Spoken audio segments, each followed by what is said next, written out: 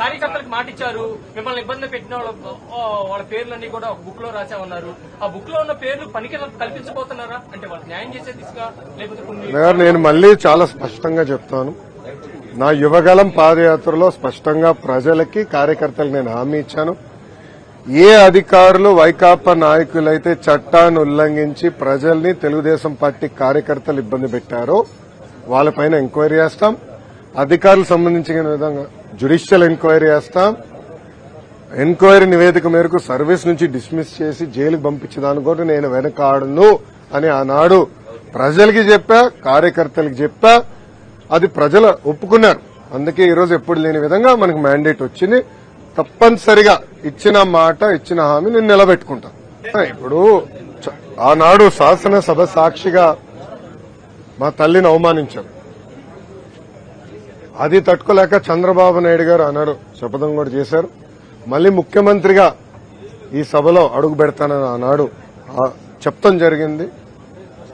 ప్రజలు అది గమనించారు. అందుకే ఇలాంటి మ్యాండేట్ మాకు ఇచ్చారు. మీరు ఈ ఎన్నికల ప్రచారంలో కానివ్వండి, గతంలో మేము అధికారంలో ఉన్నప్పుడు కానివ్వండి, ఎప్పుడు కుటుంబ సభ్యులు జోలికి వెళ్ళలేదు. వ్యక్తిగతంగా దొంగ కేసులు పెట్టి ఉన్న జైలుకు పంపించే ఆలోచన మాకు గతంలో లేదు, ఇప్పుడు కూడా లేదు. ఏమైనా తప్పులు చేస్తుంటే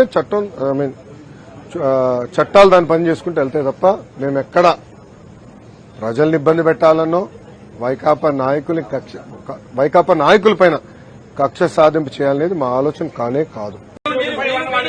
కార్యకర్తలకు మాట ఇచ్చారు, మిమ్మల్ని ఇబ్బంది పెట్టిన వాళ్ళ పేర్లన్నీ కూడా ఒక బుక్ లో రాసామన్నారు. ఆ బుక్ లో ఉన్న పేర్లు పనికి కల్పించబోతున్నారా? అంటే వాళ్ళు న్యాయం చేసే దిశగా లేకపోతే నేను మళ్లీ చాలా స్పష్టంగా చెప్తాను. నా యువగలం పాదయాత్రలో స్పష్టంగా ప్రజలకి కార్యకర్తలకు నేను హామీ ఇచ్చాను. ఏ అధికారులు వైకాపా నాయకులైతే చట్టాన్ని ఉల్లంఘించి ప్రజల్ని తెలుగుదేశం పార్టీ కార్యకర్తలు ఇబ్బంది పెట్టారో వాళ్ళపైన ఎంక్వైరీ చేస్తాం.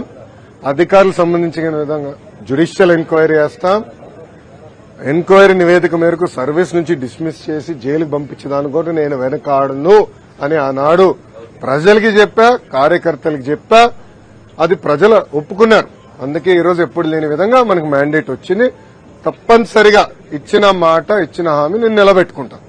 ఇప్పుడు ఆనాడు శాసనసభ సాక్షిగా మా తల్లిని అవమానించారు. అది తట్టుకోలేక చంద్రబాబు నాయుడు గారు ఆనాడు శపథం కూడా చేశారు. మళ్లీ ముఖ్యమంత్రిగా ఈ సభలో అడుగు పెడతానని ఆనాడు చెప్తాం జరిగింది. ప్రజలు అది గమనించారు. అందుకే ఇలాంటి మ్యాండేట్ మాకు ఇచ్చారు.